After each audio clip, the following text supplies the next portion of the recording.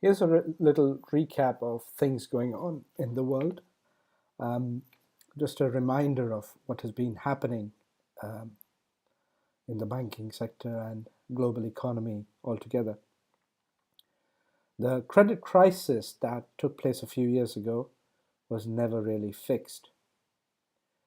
But the governments had enough firepower to bail out the banks that behaved very, very naughty. Along with the banks, the ones that were found themselves in trouble were the automakers, because next to a mortgage, the second biggest loan most people have is actually a car loan. And that entire market, the entire auto industry, depends on borrowing money. And also involved were insurers and eventually also pension funds that came into trouble because of the credit crunch. But in order to bail all these sectors out, the bailouts happened at the expense of the taxpayer. That's ultimately the main source of revenue of any government, is the taxpayer, you and me.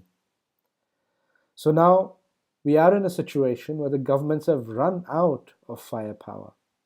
Governments themselves need bailing out because most Western governments, at least on paper, are already bankrupt. It may not seem like that the way they carry on business and pretend as if things are fine, but on paper, most major governments in the world are already bankrupt. That includes actually China and India, who are heavily in debt to their own people by borrowing from their own people in bonds and by misinvesting huge amounts of assets. Now, public debt in most developed economies in the world is higher than it has ever been before, and it simply cannot be reversed. A situation has come where in just a few months of the year,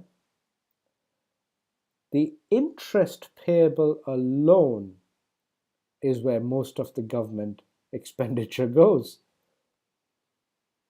Instead of paying down the capital of the borrowing, governments are now struggling to pay the interest on the borrowing. So, this is reality check number one. Do not look for governments and for their financial support.